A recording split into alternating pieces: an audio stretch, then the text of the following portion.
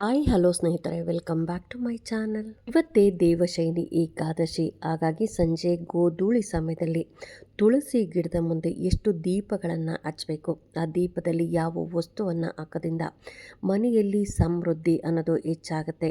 ಇನ್ನು 2026ರ ದೇವಶಯನಿ ಏಕಾದಶಿ ದಿನದಂದು ವಿಷ್ಣು ದೇವರ ಪೂಜೆಯನ್ನು ಮಾಡಬೇಕಂದ್ರೆ ವಿಷ್ಣು ದೇವರಿಗೆ ಪ್ರಿಯವಾದ ಹೂಗಳನ್ನು, ತುಳಸಿ ದಳವನ್ನು ಅರ್ಪಿಸಬೇಕು. ಇದು ನಿಮಗೆ ಸಮೃದ್ಧಿಯನ್ನು, ಅದೃಷ್ಟವನ್ನು ತಂದುಕೊಡುತ್ತೆ. ಹಣಕಾಸಿನ ಸಮಸ್ಯೆಗಳನ್ನು ಕೂಡ ದೂರ ಮಾಡುತ್ತೆ. ಹಾಗಾಗಿ 2026ರ ದೇವಶಯನಿ ಏಕಾದಶಿಯ ದಿನದ್ದು ವಿಷ್ಣುಗೆ ಯಾವ ಹೂಗಳನ್ನು ಅರ್ಪಿಸಬೇಕು, ಈ ದಿನ ತುಳಸಿಯನ್ನು ಯಾವ ರೀತಿಯಾಗಿ ಪೂಜೆ ಮಾಡಬೇಕು, ಅದರ ಪ್ರಯೋಜನಗಳೇನು ಅಂತ ಕೂಡ ತಿಳಿಸ್ಕೊಡ್ತಾ ಇದ್ದೀನಿ. ಚಾತುರ್ಮಾಸವು ದೇವಶಯನಿ ಏಕಾದಶಿ ದಿನದಂದು ಪ್ರಾರಂಭ ಆಗ್ತಾ ಇದೆ. ಈ ದೇವಶಯನಿ ಏಕಾದಶಿ ದಿನದಂದು 4 ತಿಂಗಳ ಕಾಲ ವಿಷ್ಣು ದೇವರು ಕ್ಷೀರಸಾಗರದಲ್ಲಿ ಮಲಗಿ ವಿಶ್ರಾಂತಿಯನ್ನು ಪಡೆದುಕೊಳ್ತಾರೆ. ವಿಷ್ಣು ದೇವರ ಅನುಪಸ್ಥಿತಿಯಲ್ಲಿ ಶಿವನು ಬ್ರಹ್ಮಾಂಡದ ರಕ್ಷಣೆಯ ಜವಾಬ್ದಾರಿಯನ್ನು ಸಂಪೂರ್ಣವಾಗಿ ತೆಗೆದುಕೊಂಡಿರ್ತಾರೆ. ಈ 4 ತಿಂಗಳ ಬಳಿಕ ವಿಷ್ಣು ದೇವರು ದೇವೋತ್ಥಾನ ಏಕಾದಶಿಯ ದಿನದಂದು ವಿಶ್ರಾಂತಿಯಿಂದ ಎದ್ದು ಮರಳಿ ಸೃಷ್ಟಿಯ ಜವಾಬ್ದಾರಿಯನ್ನು ವಹಿಸಿಕೊಳ್ತಾರೆ. ಇನ್ನು ದೇವಶಯನಿ ಏಕಾದಶಿಯ ದಿನವು ವಿಷ್ಣು ಮತ್ತು ಲಕ್ಷ್ಮೀ ದೇವಿಯನ್ನು ಸಂತುಷ್ಟಗೊಳಿಸುವ ಉತ್ತಮ ದಿನ ಕೂಡ ಆಗಿರುತ್ತೆ.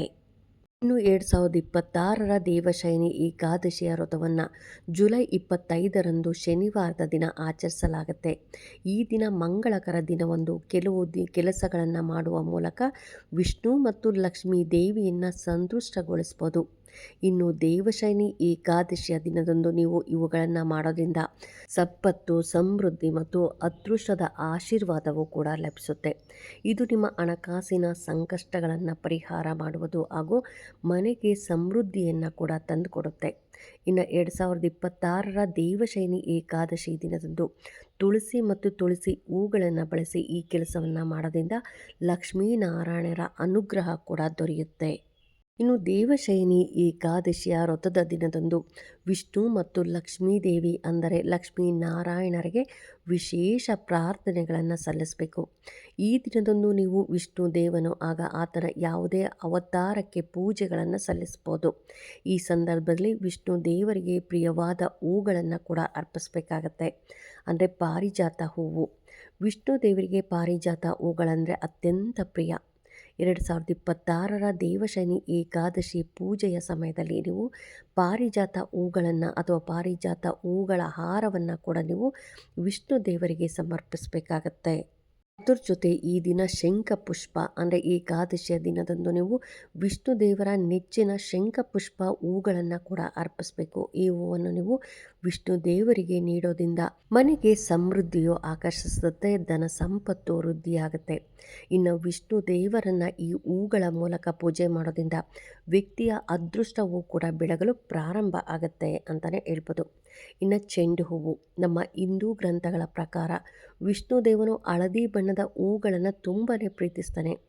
ಹಾಗಾಗಿ ದೇವಶಯನಿ ಏಕಾದಶಿಯ ದಿನದಂದು ವಿಷ್ಣು ದೇವನನ್ನು ಪೂಜಿಸೋದ್ರಿಂದ ಹಳದಿ ಚೆಂಡು ಹೂಗಳಾಗ್ಬೋದು ಅಥವಾ ಹಳದಿ ಸೇವಂತಿಗೆ ಹೂಗಳು ಅಥವಾ ಈ ಥರ ಹಳದಿ ಹೂಗಳಿಂದ ನೀವು ಪೂಜೆಯನ್ನು ಮಾಡೋದ್ರಿಂದ ಶೀಘ್ರದಲ್ಲೇ ಸಂತುಷ್ಟನಾಗ್ತಾನೆ. ಇದು ನಿಮ್ಮ ಕೆಲಸದಲ್ಲಿ ಎಂಥದ್ದೇ ಯಾವುದೇ ಒಂದು ಅಡೆತಡೆಗಳಿದ್ರೂ ಕೂಡ ಅದು ಕೂಡ ನಿವಾರಣೆ ಆಗುತ್ತೆ ಅಂತಲೇ ಹೇಳ್ಬೋದು. ಇನ್ನು ಕಮಲದ ಹೂವು. ಹಾಗೆಯೇ ವಿಷ್ಣು ದೇವಿ ಹಾಗೂ ಲಕ್ಷ್ಮೀ ದೇವಿಯ ಆಶೀರ್ವಾದವನ್ನು ನೀವು ಪಡೆಯೋದಾದರೆ ಸಂಪತ್ತಿನ ದೇವತೆಯಾದ ಲಕ್ಷ್ಮೀ ದೇವಿಯನ್ನು ಮೆಚ್ಚಿಸಲು ನೀವು ಪೂಜೆಯಲ್ಲಿ ಕಮಲದ ಹೂವನ್ನು ಅರ್ಪಿಸಬೇಕಾಗತ್ತೆ. ಇನ್ನು ಶಾಸ್ತ್ರಗಳಲ್ಲೇ ಪವಾಡ ಪರಿಹಾರವೆಂದೇ ಪರಿಗಣಿಸಲಾಗುತ್ತೆ. ಇದು ಸಂಪತ್ತು ಮತ್ತು ಸಮೃದ್ಧಿಯನ್ನು ಹೆಚ್ಚು ಮಾಡುತ್ತೆ, ಆರ್ಥಿಕ ನಿರ್ಬಂಧಗಳನ್ನು ತಡೆಯುತ್ತೆ ಅಂತಲೇ ಹೇಳ್ಬೋದು. ಅದಕ್ಕಾಗಿ ನೀವು ಈ ದಿನ ನೀವು ಕಮಲದ ಹೂವನ್ನು ಇಟ್ಟು ಮಹಾಲಕ್ಷ್ಮಿ ಹಾಗೆಯೇ ಶ್ರೀಮನ್ನಾರಾಯಣನನ್ನು ಪೂಜೆ ಮಾಡೋದ್ರಿಂದ ಎಂಥದ್ದೇ ಹಣಕಾಸಿನ ಸಮಸ್ಯೆ ಇದ್ದರೂ ಕೂಡ ಪರಿಹಾರ ಆಗುತ್ತೆ. ಇನ್ನು ತುಳಸಿ ಗಿಡದ ಮುಂದೆ ಯಾವ ದೀಪಗಳನ್ನು ಹಚ್ಚಬೇಕು, ಇಂದು ಸಂಜೆ ಅಂದರೆ ಗೋಧೂಳಿ ಸಮಯದಲ್ಲಿ ಹಿಂದೂ ಧರ್ಮಗಳ ಪ್ರಕಾರ ನೀವು ತುಳಸಿ ಗಿಡವು ಲಕ್ಷ್ಮೀ ದೇವಿಯ ಒಂದು ರೂಪವಾಗಿದೆ. ಇನ್ನು ತುಳಸಿ ವಿಷ್ಣುವಿಗೆ ತುಂಬಾ ಪ್ರಿಯವಾದ ಸಸ್ಯ ಕೂಡ ಆಗಿರುತ್ತೆ.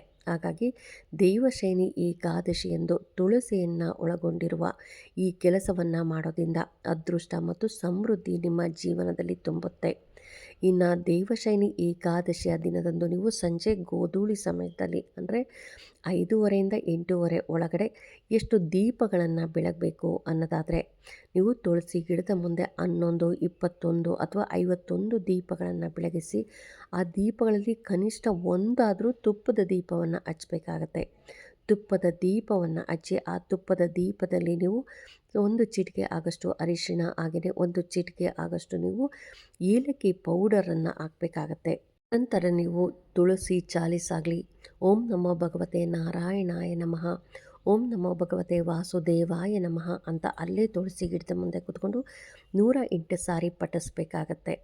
ಇನ್ನು ಸುಮಂಗಲಿಗೆ ತರುವಂತಹ ಬಳಸುವಂತಹ ಹೂಗಳಾಗ್ಬೋದು, ಬಳೆ, ಅರಿಶಿನ, ಕುಂಕುಮ, ಚುನರಿ ಇಂಥ ಮುಂತಾದ ವಸ್ತುಗಳನ್ನು ಕೂಡ ನೀವು ಅಂದರೆ ವಿಷ್ಣು ಪತ್ನಿ ಲಕ್ಷ್ಮೀ ದೇವಿಗೆ ನೀವು ಅರ್ಪಣೆಯನ್ನು ಮಾಡಬೇಕಾಗತ್ತೆ. ಈ ರೀತಿಯಾಗಿ ಮಾಡೋದ್ರಿಂದ ಪತಿ ಪತ್ನಿಯರ ನಡುವಿನ ಭಿನ್ನಾಭಿಪ್ರಾಯ ಕೂಡ ತೊಡೆದು ಹೋಗುತ್ತೆ. ದಾಂಪತ್ಯದಲ್ಲಿ ಪ್ರೀತಿ ವಿಶ್ವಾಸ ಅನ್ನೋದು ಹೆಚ್ಚಾಗುತ್ತೆ. ಯಾರ ಮನೇಲಿ ಗಂಡ ಹೆಂಡತಿ ತುಂಬಾ ಗಲಾಟೆಗಳು ಮಾಡ್ಕೊತಿರ್ತೀರಿ ಅಂಥವರು ಈ ತುಳಸಿ ಗಿಡಕ್ಕೆ ನೀವು ಹೂವು, ಬಳೆ, ಅರಿಶಿನ, ಕುಂಕುಮ, ಚುನಾರಿ ಇವೆಲ್ಲ ಅರ್ಪಣೆ ಮಾಡೋದ್ರಿಂದ ಗಂಡ ಹೆಂಡತಿ ಮಧ್ಯೆ ಪ್ರೀತಿ ವಿಶ್ವಾಸ ಅನ್ನೋದು ಹೆಚ್ಚಾಗುತ್ತೆ. ಇನ್ನು ನೀವು ತುಳಸಿ ಗಿಡದ ಮುಂದೆ ಮಂತ್ರವನ್ನು ಪಠಿಸಿ ನೀವು ಪ್ರದಕ್ಷಿಣೆಯನ್ನು ಮಾಡಬೇಕಾಗತ್ತೆ. ಪ್ರದಕ್ಷಿಣೆ ಮಾಡಬೇಕಂದ್ರೆ ಓಂ ನಮೋ ಭಗವತೆ ವಾಸುದೇವಾಯ ನಮಃ ಅಂತ ಹೇಳ್ತಾ ನೀವು ಪ್ರದಕ್ಷಿಣೆಯನ್ನು ಮಾಡಬೇಕಾಗತ್ತೆ. ಪ್ರದಕ್ಷಿಣೆ ಮಾಡೋಕ್ಕೆ ಜಾಗ ಇಲ್ಲ ಅನ್ನೋರು ಕೂಡ ನೀವು ತುಳಸಿ ಗಿಡದ ಮುಂದೆ ಕೂತ್ಕೊಂಡು ಕೂಡ ಈ ಮಂತ್ರವನ್ನು ಆದಷ್ಟು 108 ಸಾರಿ ಹೇಳಿದ್ರೆ ತುಂಬಾ ಒಳ್ಳೆಯದು. ಇನ್ನು ಈ ದಿನ ಯಾವುದೇ ಕಾರಣಕ್ಕೂ ನೀವು ತುಳಸಿ ಗಿಡಕ್ಕೆ ನೀರನ್ನು ಅರ್ಪಣೆ ಮಾಡಬಾರ್ದು. ಹಾಗೆಯೇ ತುಳಸಿ ಎಲೆಗಳನ್ನು ಕೂಡ ಈ ದಿನ ನೀವು ಕೀಳಬಾರ್ದು. ಅಂದರೆ ನೀವು ಏಕಾದಶಿಯ ದಿನಗಳಂದು ಯಾವುದೇ ಏಕಾದಶಿ ಬಂದರೂ ಕೂಡ ಏಕಾದಶಿ ದಿನ ಮಹಾಲಕ್ಷ್ಮಿ ಕೂಡ ಉಪವಾಸವನ್ನು ಆಚರಣೆ ಮಾಡ್ತಿರ್ತಾಳೆ. ಹಾಗಾಗಿ ನೀವು ಕೂಡ ಉಪವಾಸವನ್ನು ಇದ್ದು ಹಾಗೆಯೇ ತುಳಸಿ ಗಿಡಕ್ಕೂ ಕೂಡ ನೀವು ನೀರನ್ನು ಅರ್ಪಣೆ ಮಾಡಬಾರ್ದು. ಅದ್ರ ಜೊತೆ ತುಳಸಿ ಗಿಡದ ಎಲೆಗಳನ್ನು ಕೀಳಬಾರ್ದು. ಈ ದಿನ ಆದಷ್ಟು ನೀವು ಉಪವಾಸವನ್ನು ಇದ್ದು ಲಕ್ಷ್ಮಿ ಹಾಗೆಯೇ ವಿಷ್ಣು ದೇವರನ್ನು ಪೂಜೆ ಮಾಡ್ಕೊಳ್ಳಿ. ಮನೇಲಿ ವಿಷ್ಣು ದೇವರ ಫೋಟೋ ಇಲ್ಲ ಅಂದರೆ ವೆಂಕಟರಮಣ ಸ್ವಾಮಿ ಫೋಟೋ ಇದ್ದರೆ ಅದಕ್ಕೂ ಕೂಡ ಪೂಜೆಯನ್ನು ಮಾಡಿ ದೀಪಗಳನ್ನು ಹಚ್ಚಿ ಪೂಜೆಯನ್ನು ಮಾಡ್ಕೊಬೇಕಾಗತ್ತೆ. ಹಾಗಾಗಿ ಎಲ್ಲರೂ ಈ ದಿನ ನೀವು ಏಕಾದಶಿ ವ್ರತವನ್ನು ಆಚರಣೆ ಮಾಡಿ ಮಹಾಲಕ್ಷ್ಮಿ ವಿಷ್ಣು ದೇವರ ಆಶೀರ್ವಾದವನ್ನು ಪಡ್ಕೊಳ್ಳಿ ಅಂತ ಹೇಳ್ತಾ ಈ ವಿಡಿಯೋ ಹೇಗೆ ಅನ್ನಿಸ್ತು ಅಂತ ಕಾಮೆಂಟ್ ಸೆಕ್ಷನ್ ಕಾಮೆಂಟ್ ಮಾಡಿ, ಲೈಕ್ ಮಾಡಿ, ಆದಷ್ಟು ಶೇರ್ ಮಾಡಿ. Thank you.